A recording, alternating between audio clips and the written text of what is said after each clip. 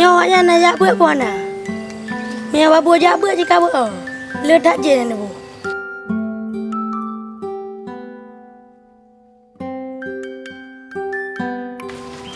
Kan nyorok pakai anak buat. Nama ada.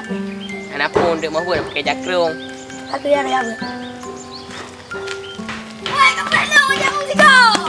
Lagi anak bakoh dia pelung-pelung.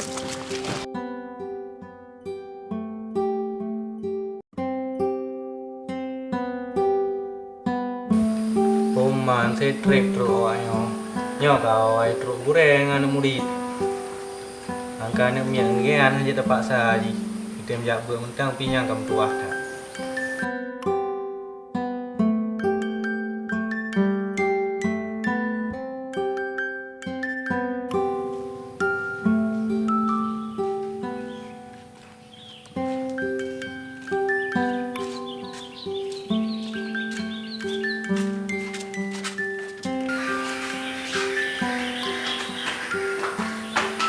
Assalamualaikum. Waalaikumsalam.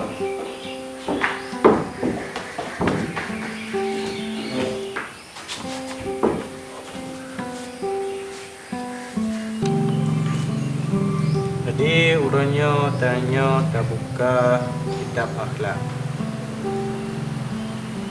Berarti pegah bab pasal yang keenam, yaitu adab murid terhadap guru. Pegah dari Nabi dalam sebuah hadis, nolong lagi sirolamiat bagi orang yang perlu nolong sabah huru.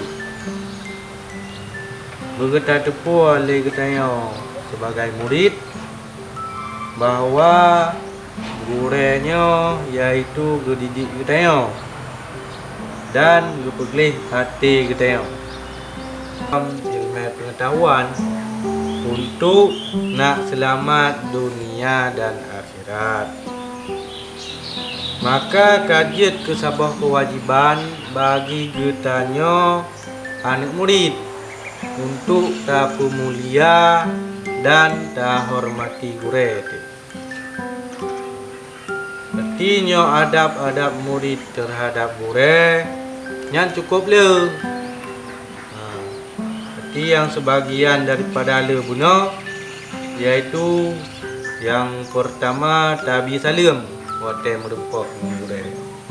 Yang salah sebuah adab. Dan kedua bersopan di kerajaan. Baik tanya waki. Baik tak duduk lagi saya tu ni benar. Dan tak jawab habagatnya dengan sopan ci dengan bahasa yang good. Baik bahasa kuto. Dan berbutai-butai tak dengar pelajaran wate terangkan le gure. Wate pegah. Wate kitabnya berbutai-butai ni dengar. Dan baik mesti gagapi getanya utamaen wate gure tengah gebi pelajaran getanya. Selagi jino tengah lungkung kitab orang mayang itu. Yang lanjut.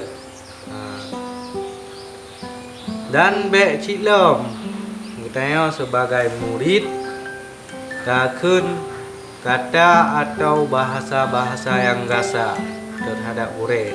Kamu tak beragam guru. Dan menyogetannya gedut le guru. Nyan buta terima dengan god. Baik tak suruh sambut. Baik tak pegatnya tak pegat je. Karena buta ingat bahawa gurunya hanya bermaksud untuk nak god getanya, untuk kebaikan getanya. Nah, sebuah cerita. Di ceritanya terjadi di tanah Mekah. Pernah siro anu murid di poh gure. Dengan takdir Allah, maka ilmu yang lebah anak murid bunuh nyan gepegadah oleh Allah Ta'ala dari dada anak murid. Lanjut. Dan tamu doa digetanya murid tiap-tiap uro untuk gure tu. Lagi contoh berarti yang 4, Rabbi ghfirli masyayikhi warhamhum ya arhamar rahimin. Ya Tuhan long, lupa ampun dan neberi kepada gurai-gurai long rahmat. Ya Tuhan yang Maha Pengasih. Belagi anda berdoa titip urau ke gurai tu. Nyan salah sabah adab budaya murid terhadap gurai. Maka tak hormatilah kan, agar getanya mutume kebaikan atau kebahagiaan dunia dan akhirat. Yang berarti orangnya ke 6 tau.